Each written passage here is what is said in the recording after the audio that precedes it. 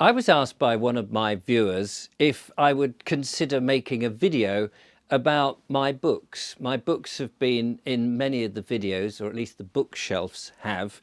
And over time, people often say, oh, you've got an eclectic load of books. We enjoy reading the spines of the books. So I thought, OK, I'll do that. And I've got several bookshelves. My books are in no particular order. I kind of know where they are, but if you were to look at the bookshelves individually, you would think that they were extremely random. And of course they are. Books have just been shoved on. But it's funny, that thing that you get used to where a certain book is, and somebody will say something and I go, oh, I've got a book about that.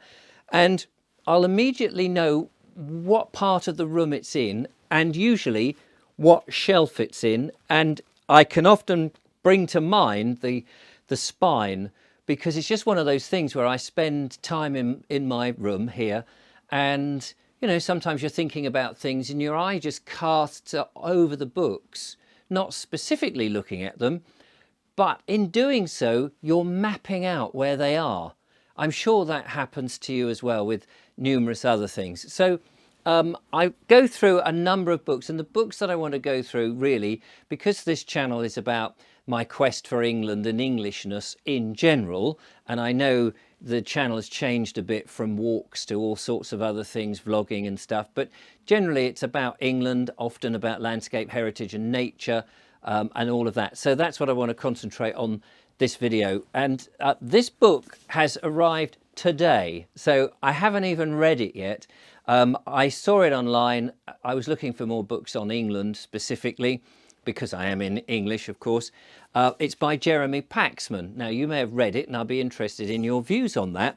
It's called The English, A Portrait of the People. Now, the thing is, when I buy a book, I can't help myself. I just want to sort of get a sense of it. You get that thrill when you're choosing it perhaps online, or you've seen it in a bookshop and you come away. But when you've got it home, there's just that little treat of cracking open the spine and having a little gander. And I just wanted to read to you something which I think, one reason I'm really looking forward to reading this. Not that I'm particularly fond of Jeremy Paxman. I've only ever seen him on the television when he did, I think it was Newsnight or whatever programme it was. And I wasn't very keen on him then, but he was quite, what's the word? Incisive, or he was forensic, I think that's the term. Anyway, I didn't know he'd written this book, so this was just interesting. So this sums up, I think, something interesting about our time and about those people who consider themselves English. So let me read this to you. Once upon a time, the English knew who they were. There was such a ready list of adjectives to hand. They were polite, unexcitable, reserved, and had hot water bottles instead of sex. How they reproduced was one of the mysteries of the Western world. They were doers rather than thinkers, writers rather than painters, gardeners rather than cooks. They were class-bound, hide-bound, and incapable of expressing their emotions. They did their duty. Fortitude bordering on the incomprehensible was a byword. "I've lost my leg, by God!" exclaimed Lord Uxbridge, as shells exploded all over the battlefield. "By God, and you have!" replied the Duke of Wellington. A soldier lying mortally wounded in a flooded trench on the Somme was, so the myth went, likely to say only that he mustn't grumble. The most prized possession was their sense of humour. They were steadfast and trustworthy. The word of an English gentleman was as good as a bond sealed in blood. And I think in many ways he's got it there. He's crisped up what, to me, Englishness is. And I think we've lost a lot of that over the last 70 years, 80 years, since the Second World War. So I'm very much looking forward to that book. Now, another book on English written by a different Englishman, Ben Fogle, called English, funnily enough, a story of maritime queuing and weather. I did start to read this, but I found it not really for me. I tried it. He was a bit posh, and it seemed very self-centered about him and what he was doing, and I just didn't really get into it. I tried it, I got about halfway, and then I had to give up. But it's on my shelf, and it's one of those things that I don't like getting rid of books, because I know that sometimes I will go back, even if I've thought, well, I didn't get on with that book. My mood changes, my attitude changes, and I'll go back, and then I may actually enjoy it. And I have found that with books. A book that I'm reading currently that was given to me about 3 weeks or more ago, and I'm absolutely trying to devour this as quickly as possible, but also as I read, I try to read as slow as possible, so that if I'm really enjoying it, I can absorb every word, because sometimes we read so quickly that it's as if the information goes in here and comes out the other side, which is, strange, because I'm using my eyes, but you know what I mean. This is Rewilding by Isabella Tree at Knepp. Now, Knepp, for those that don't know, was a farming estate. Originally had a hunting lodge there back in the Norman times, and over the years the landowner had built another castle. There's the remains of a castle which you see from the A24 as you drive up, which was actually an old Norman hunting lodge. It was a deer park at one point back in the Norman times and the medieval times, and then in more recent times it was more farming, subsidiary farming, and then more commercial farming. And the current owners, Isabella Tree and her husband, I think Charles Burrow, or Burrell, who own Knepp now, found that farming in this new industrial way was not only not making a profit anymore, but they were making losses, but it was killing the countryside. And so they decided to do an experiment where they allowed the countryside there to go back to the wild. They'd done some research, or had been alerted to some research in another country, Norway I think it is, in which if you let other types of animals in, animals that used to be here, grazing animals, it would keep the countryside down, and it wouldn't go into the mad wild wood that we think it was. Fascinating book. It's only up the road. I have done some walks there, so I aim to go back there and have a look in more detail. A book that I'm enjoying reading to Julia, reading aloud, is a book that I only discovered a few weeks ago when Julia and I were on the River Thames in a boat. It was on the bookshelf in the boat that Ed Sage, whose boat it was and had lent it to us, we just started reading it as something fun to do. I was reading it to Julia, and then she would read bits to me. Georgiana, the Duchess of Devonshire, a very English woman, by Amanda Foreman, winner of the 1998 Whitbread Biography of the Year. She was a young girl who married the Duke of Devonshire and became famous for her personality, her gambling, and all sorts of things. It's a fascinating story. It's a true story set at the end of the 18th century, 1780s, that sort of time.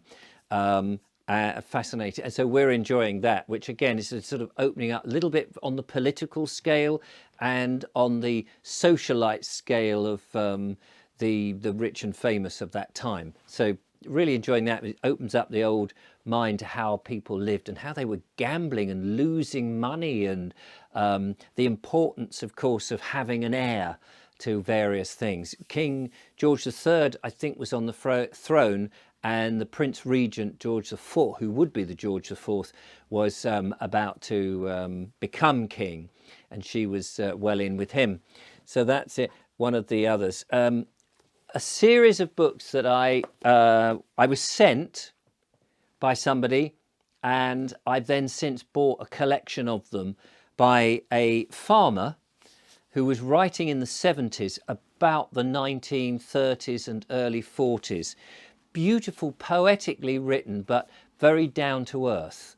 Very beautiful books, very wonderful characters. Fiction, but based on the characters he knew and the village that he knew growing up. called Just Around the Corner by Humphrey Phelps. There's a number of them. I've read that one. It's just so wonderful. And just over yonder, and there's a few more. It very much is the last days of traditional farming.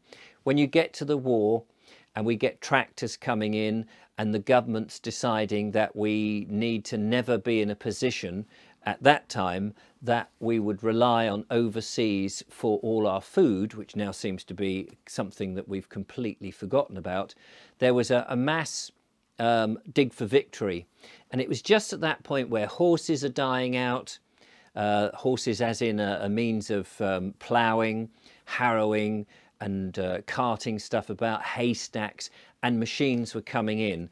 And it's very much the sort of characters. It's set down in the West Country in Gloucestershire, and it's very much the attitude to all of that and how life took place back then. And it's so interesting. I mean, yes, it's fiction, but it's based on reality. And those last days there, it's so much where I think we've actually lost so much of the old ways, throwing the baby out with the bathwater as we've tried to progress and make farming an industry as opposed to a way of life, which it so much was.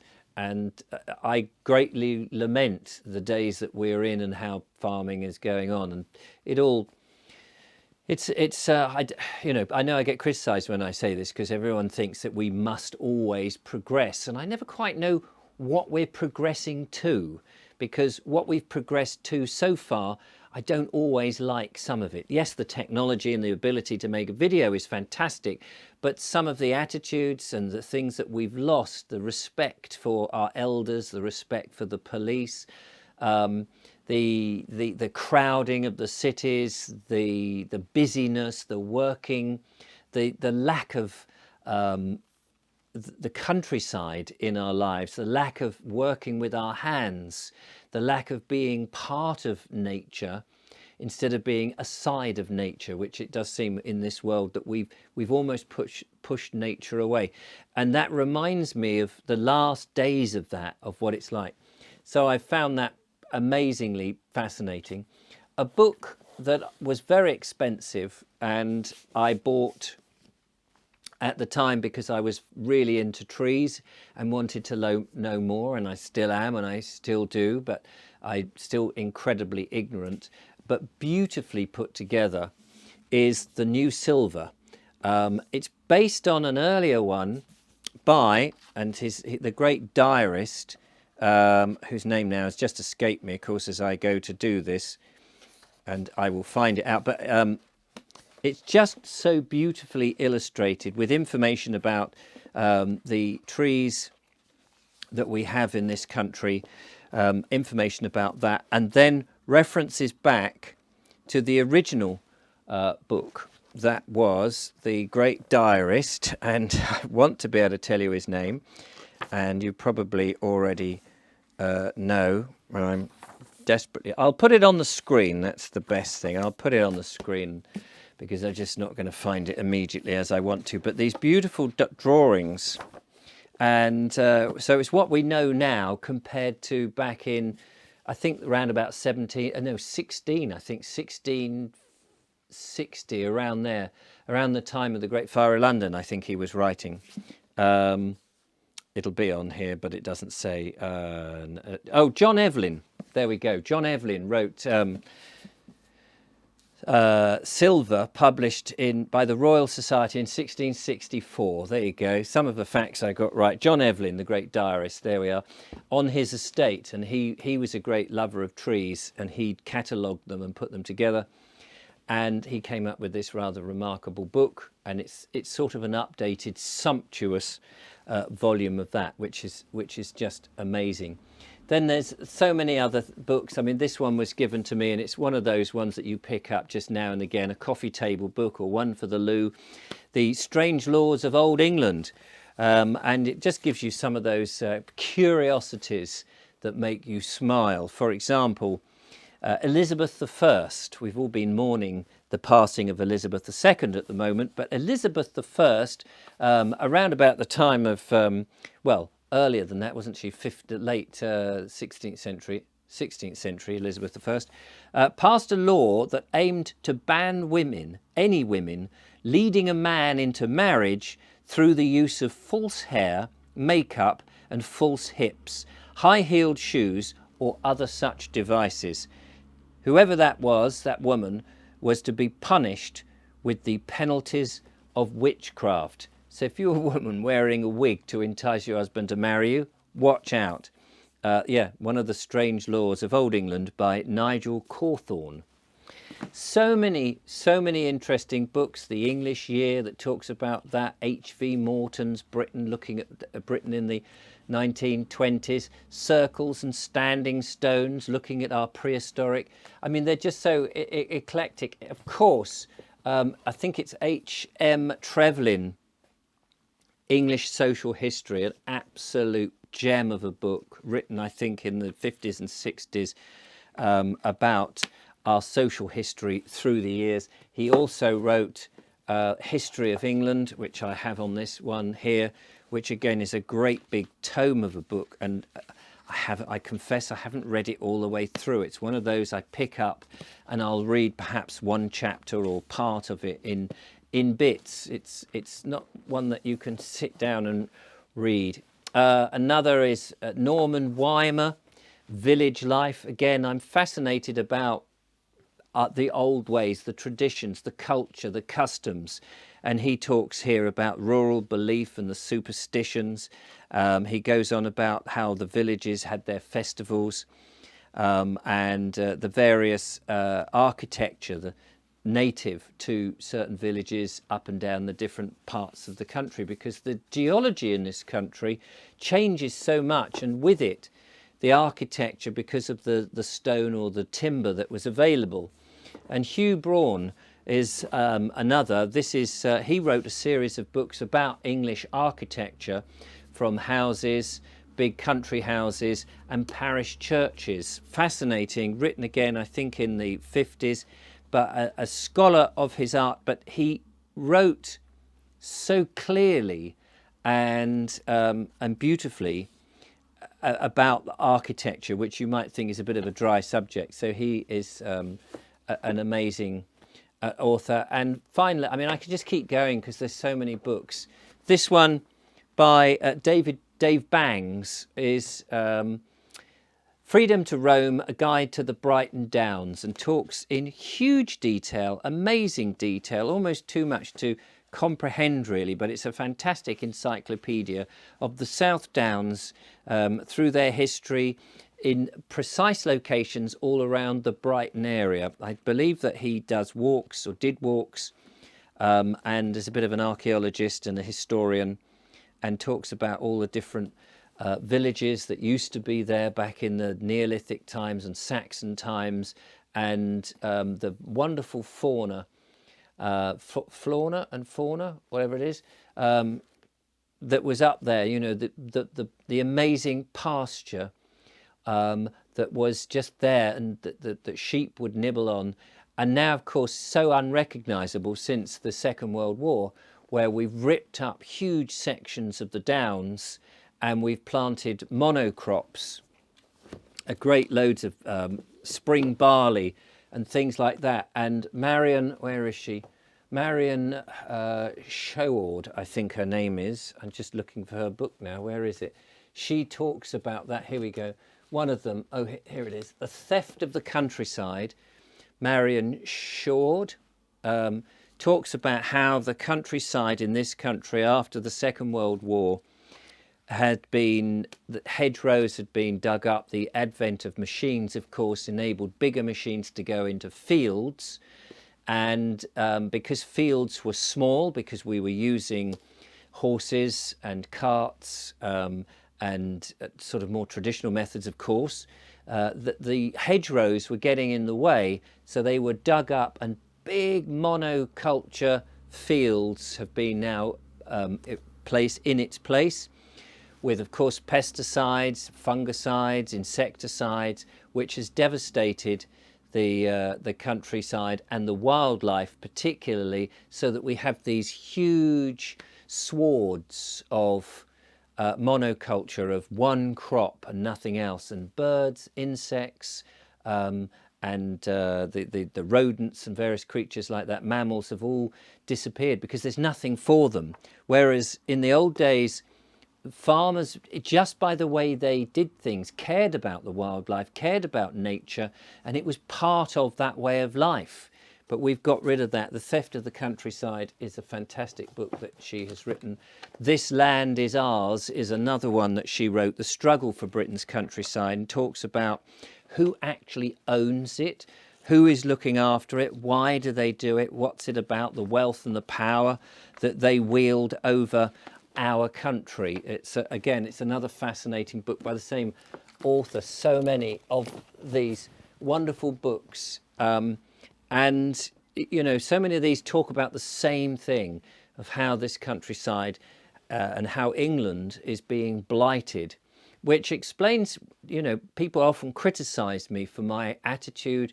They say I'm hypocritical and all sorts of things about me. And, you know, we're all hypocritical at times. Like, you know, of course we are. We have ideals and morals. Sometimes it's incredibly difficult to live up to them. But I care about this country and the countryside and our way of life and our customs. But I often feel absolutely unable to do anything other than voice my opinion. I feel stymied that and almost squashed that there's little one can do other than stand on the sidelines and watch it being wrecked and ruined. Not just the countryside, the people, our way of life, our morals, and so much. And in some ways, I suppose, keeping these books and reading them and understanding is my way of trying to keep it alive, if only for myself. And I hope that you can see I'm quite passionate about it.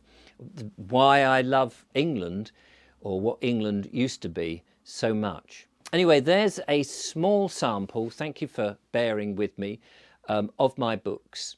And there are many more, many more, that tell the story of lots of different parts and aspects of this incredible country. Thank you for watching. I'll catch you on the next one.